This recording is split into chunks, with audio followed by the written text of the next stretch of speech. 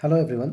आज की वीडियो में हम लोग जानेंगे कि रिज़र्व बैंक ऑफ इंडिया कब इस्टेब्लिश हुआ और इसके क्या क्या मेन फंक्शंस हैं। बहुत क्लियर एंड बहुत ही प्रिसाइज तरीके से हम इस पूरे इन्फॉर्मेशन की जर्नी को ट्रैवल करने वाले हैं। मज़ा आएगा जानने के लिए, बने रहिए साथ में और चैनल को लाइक करिए, शेयर करिए, सब्सक्राइब करिए ताकि आपको इम्पोर्टेंट इन्फॉर्मेशन जो भी मैं बहुत कम समय में ज़्यादा जानकारी देने की जो कोशिश करूँगा और एकदम रॉ फुटेज में, यानी कि एग्जैक्टली मेरे दिल से निकलेगी और आपके कानों से होते हुए आपके दिल तक और आपके दिमाग तक ये इन्फॉर्मेशन पहुँचेगी। इसमें कोई वीडियो एडिटिंग नहीं है, कोई भी डिजिटली कोई भी डिवाइसेस बहुत ज़्यादा यूज़ नहीं की गई हैं। It's a totally recorded with mobile camera and me and you. Okay, तो रिज़र्व बैंक ऑफ इंडिया जो है हमारे देश की जो प्रमुख बैंक है, सेंट्रल बैंक है, नेशनल बैंक और देश की जो ट्रेजरी गवर्नमेंट का जो बैंक है रिज़र्व बैंक ऑफ इंडिया, इसकी शुरुआत जो है 1 अप्रैल 1935 में यानी 1935 में हुई, 1 अप्रैल। ठीक है। इनका काम जो है आरबीआई का, वो बैंकर के रूप में सरकार के लिए और दूसरे बैंकों को कंट्रोल करने के लिए, जैसे जो छोटे बैंक हैं जैसे हमारे देश में HDFC, ICI, SBI, Union, PNB, Canara, इन सब बैंकों को, यानी जो पब्लिक के जो बैंक्स हैं उन बैंक्स को कंट्रोल करने के लिए बैंकों का bank, head bank reserve bank of India को बनाया गया। ओके, तो इनका जो है इस्टेब्लिशमेंट जब हुआ, नेशनलाइजेशन की जो पॉलिसी बनाई गई, उसके बाद जो है रिकमेंड किया गया कि भाई, पहले तो मैं आपको बता दूं कि जो हमारी आज़ादी के पहले जब ये बनाया गया 1935 में, तो एक कमीशन था उस समय, मुझे जहाँ तक याद है, द हिल्टन यंग कमीशन। तो इस कमीशन के द्वारा जो है इस बैंक को इस्टेब्लिश करने का पॉलिसी बनाया गया था। अब बात करते हैं रिज़र्व बैंक ऑफ इंडिया का प्रेजेंट टाइम में क्या पॉलिसी है और कैसे ये वर्क करती है। तो पहला जो इनका पॉलिसी होता है वो क्या है बच्चों? वो है, बच्चों तो बोलना थोड़ा सा वो हो जाएगा, साथियों बोल देते हैं, मेट्स बोल देते हैं, फेलोज़ बोल सकते हैं। तो इनका जो इस समय मेजर वर्क है वो है मॉनेटरी पॉलिसी को देखना, यानी कि हमारे इंडिया में क्या मॉनेटरी पॉलिसी होगी, कैसे स्टेबल रहेगा मॉनेटरी पॉलिसी, कितना प्रिंट करना है नोट को, करेंसी को मैनेज करना, फिर बैंकों को मैनेज करना, यानी बैंक किस रेगुलेशन से चलेंगे, क्या उनका इंटरेस्ट रेट होगा, कैसे वो पब्लिक को फिक्स डिपॉजिट पे इंटरेस्ट पे करेंगे, कैसे उनका पैसा जब रिज़र्व बैंक ऑफ इंडिया में जमा होगा तो रिज़र्व बैंक ऑफ इंडिया उनको क्या इंटरेस्ट पे करेगा, लोन की क्या अमाउंट की इंटरेस्ट रेट होने वाली है पब्लिक बैंक की, और रिज़र्व बैंक ऑफ इंडिया का रेपो रेट क्या होगा। तो ये सारी डिसीजन मेकिंग या मॉनेटरी पॉलिसी जो है वो reserve bank of India handle करती है। फिर ये गवर्नमेंट का बैंक भी कहलाती है भाई। गवर्नमेंट का बैंक क्यों कहलाएगी ये? क्योंकि गवर्नमेंट के बॉन्ड से लेकर के फॉरेन एक्सचेंज से लेकर के गवर्नमेंट के कर्ज से लेकर के ये सारी चीज़ों को भी हैंडल करने के लिए गवर्नमेंट की तरफ से ये एक गवर्नमेंट्स बैंक का काम करती है रिज़र्व बैंक ऑफ इंडिया। ठीक है। फाइनेंशियल स्टेबिलिटी, स्टेबिलिटी क्या है भाई? देखो, किसी भी देश में reserve bank of India he gold के रेशियो से करेंसी को प्रिंट करती है।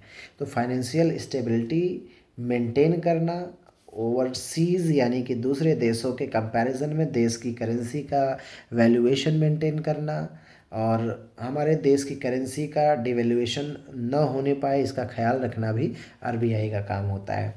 फाइनेंशियल स्टेबिलिटी के बाद फॉरेन एक्सचेंज का भी काम होता है आरबीआई का, जैसे डॉलर का अपने देश में आना, डॉलर के बदले में उसको रुपया देना बिजनेस करने के लिए।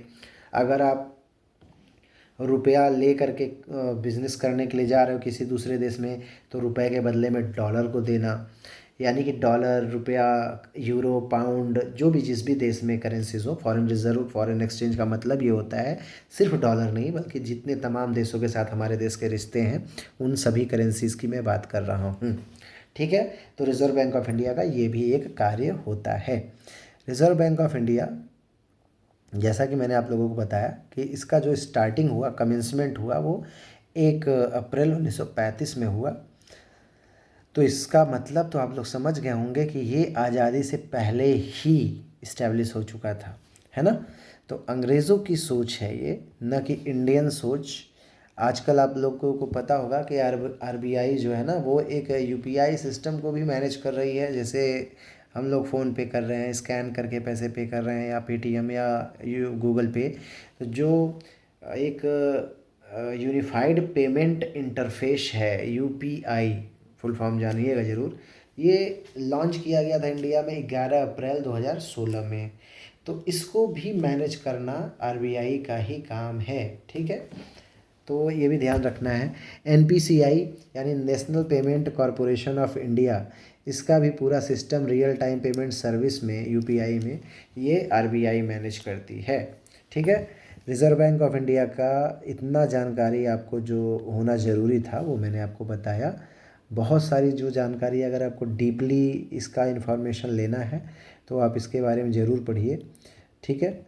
और उम्मीद करते हैं कि रिज़र्व बैंक ऑफ इंडिया और बैंकिंग सिस्टम से रिलेटेड वैसे आप और भी कुछ जानकारी अगर आपको चाहिए तो कमेंट करिए, हम ऑन द स्पॉट आपको रिप्लाई करेंगे।